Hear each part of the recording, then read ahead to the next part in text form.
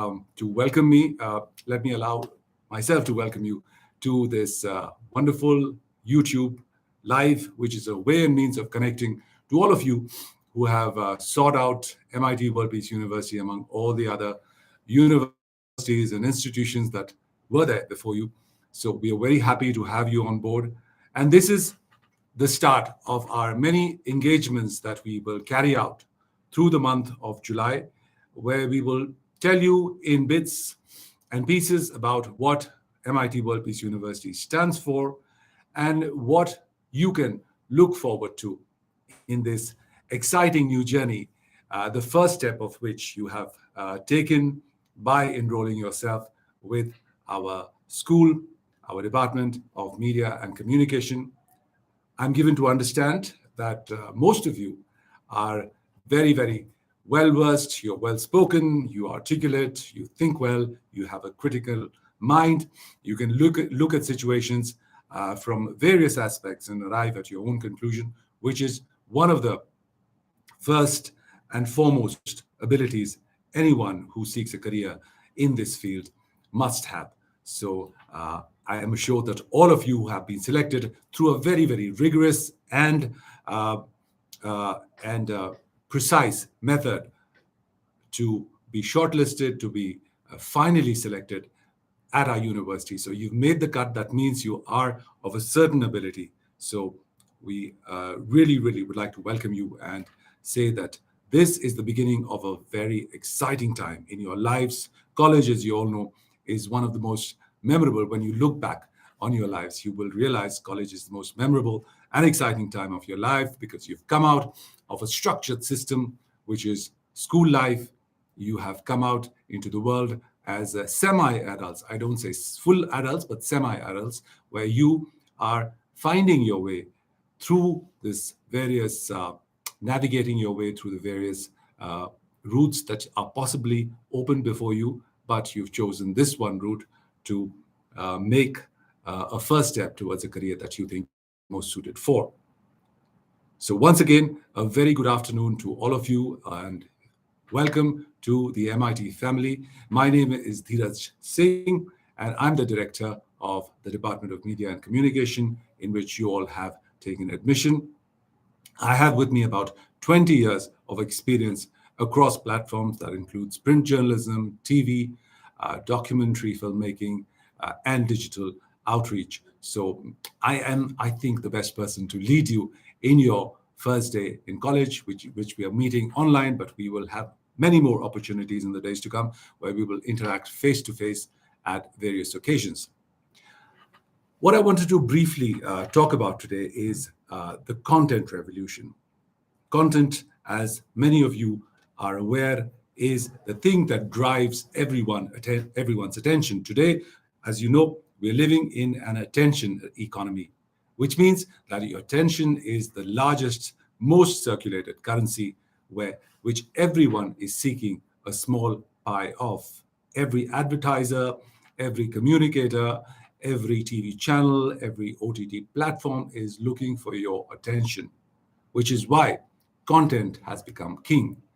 I'm not sure how many of you know that the term content is king was actually coined in 1996, as early as 1996, and I'm sure none of you were even born at that time. And the term was coined by none other than Microsoft co-founder Bill Gates. He coined the term when he wrote an essay in 1996, and the essay was titled Content is King. And in this essay, he talked about how in the future we will become a content economy where everything, all the money that is being generated in the market today, every company will have to have a footprint in what we call the internet today. Internet has become such an important and undeniable part of our lives that it is it seems very prophetic that Bill Gates said it way back in 1996, that content is king. Remember, these were the early days of the internet.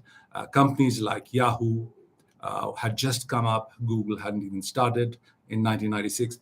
But he had the foresight, the vision of a true leader to really, really say that content will be king in the days to come. So let's look at how this content revolution is going to affect your lives in the days to come, because you've taken a decision where you will be the drivers of the content of the future, how it's going to be, how technology is going to be incorporated in the way you present content to the world.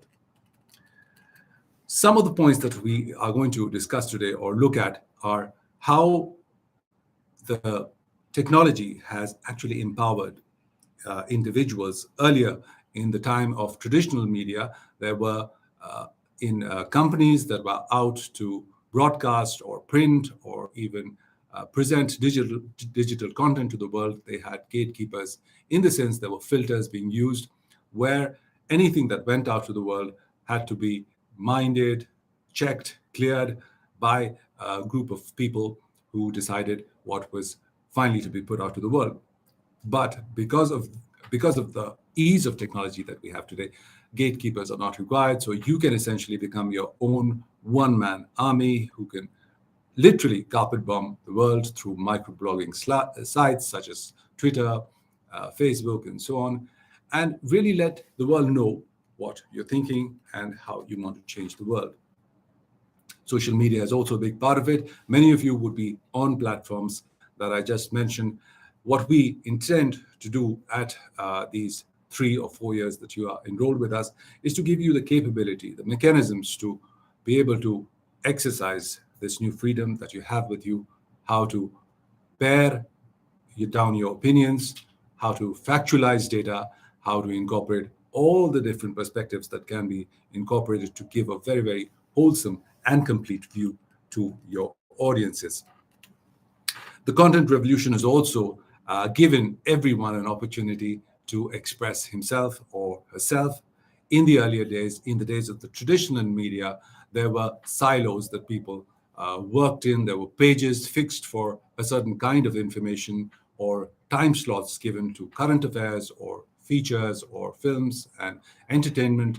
But nowadays, anyone can reach out to any kind of audience. So we've essentially been able to maximize the potential of every individual in the field of digital communications, so he or she is